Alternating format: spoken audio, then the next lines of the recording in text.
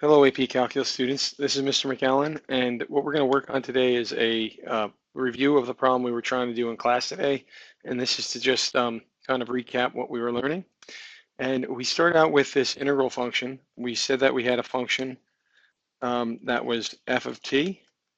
As you can see here, they're calling it f of x, but really the x variable is a dummy variable. And we're going to try to analyze what's called an integral function, where we are going to look at what the area would be under this function if we start at a certain place and we ended at a variable location. So what we first want to do before we get going too far into this problem is we want to make sure we understand a few things about the function. So what they have us first do is they have us first answer a few questions about what certain values of this function would be. For example, they ask us, what is g of 1? And that would be the integral from 1 to 1 underneath f of t dt. The next question is, what is g of 3, which would be the area from 1 to the variable location is now 3 under the f graph.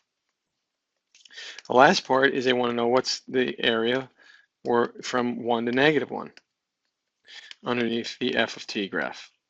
Focusing our attention on what the variable of the integral function is tells us what to plug in for each one. So in the very first part, like we did in class, you could see that the area under the function from 1 to 1 is absolutely nothing. There's no way you can trap any area. For g of 3, they want us to find the area from 1 all the way to 3. So we just simply use the definition of area under a triangle, and that would be equal to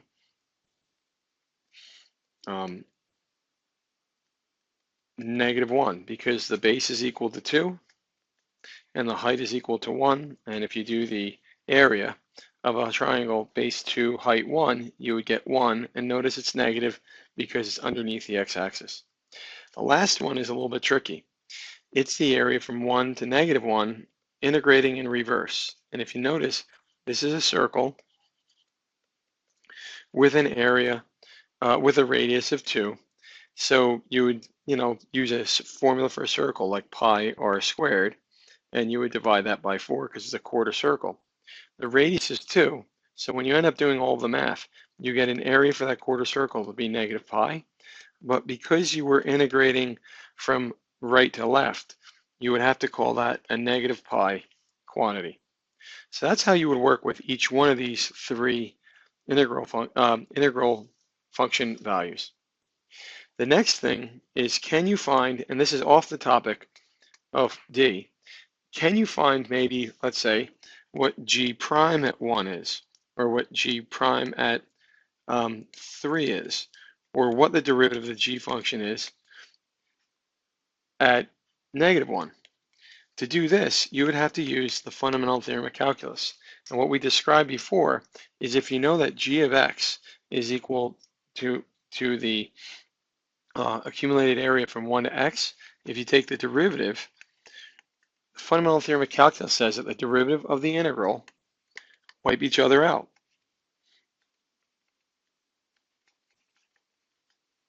So the derivative g prime of x would simply equal f of x. And that's a really important thing to recognize because that makes finding g prime at 1 really, really easy.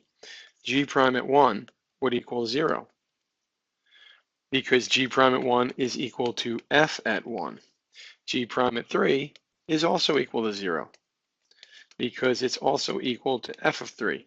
And g prime at negative 1 is equal to, well, it's not equal to 0 this time, it's equal to the value of 2. If we can take one derivative of an integral function, we can take two derivatives of an integral function. So the next thing that I would want to teach you on this is not only that you can find the first derivative, but you can find the second derivative. For example, g prime prime of x would equal, well, if g prime of x equaled f of x, g prime prime of x would equal f prime of x. So let's find what is g prime of x, or g prime prime at negative 1. What's g prime prime at, let's say, 1? What's g prime prime at 3.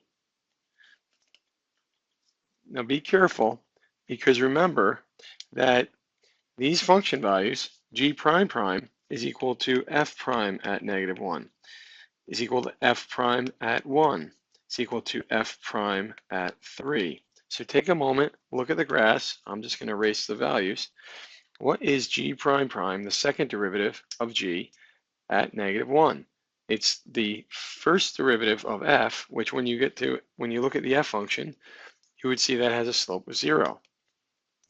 When you look at it at 1, I would write does not exist, because we have a corner there. So the function value exists, but the derivative value doesn't. And f g prime prime at 3 is equal to, it looks like it has that line, the derivative at that point of 3 has a slope of 1, because it goes up 1 over 1.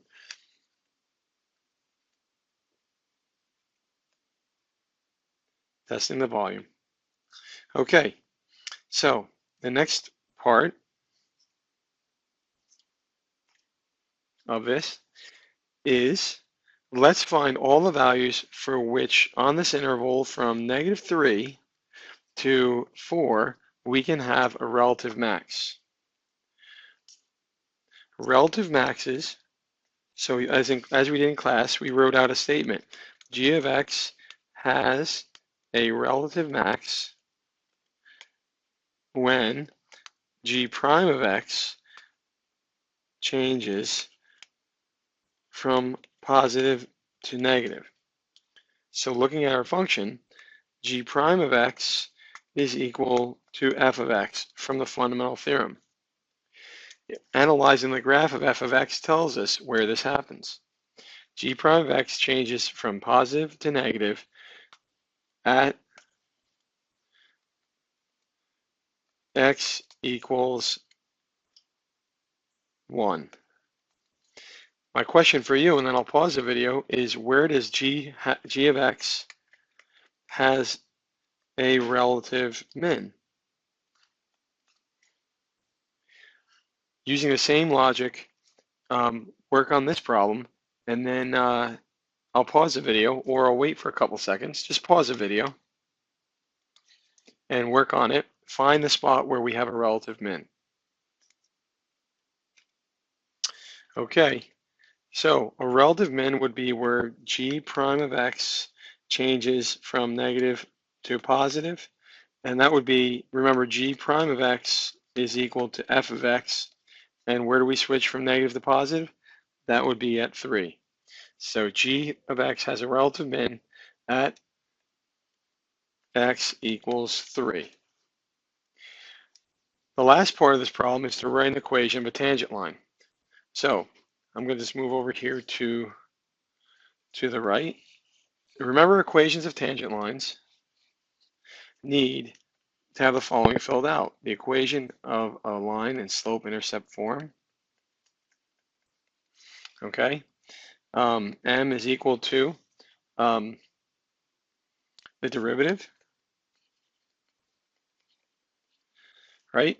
Y1 is equal to g of, well, they said to find the equation of tangent line x equals 1. So that'd be at -1. And then we need to plug in x1 is -1. So this is actually a very possible question on the AP test. I've seen it before. And typically they throw in these types of questions at the end of this type of a question. At the end of this type of an open-ended. So we just fill in the blanks. Y minus g at -1, as we did earlier. G at -1 is equal to pi. It says y minus -pi equals slope that we found earlier. G prime at -1 is equal to f at -1. So f at -1 is equal to 2 times, pardon me,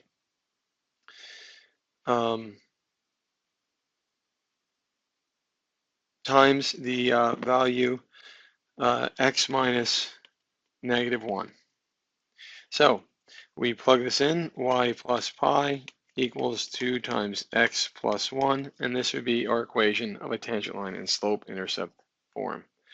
I hope this video was helpful to you, and I look forward to hearing your comments tomorrow when we meet in class.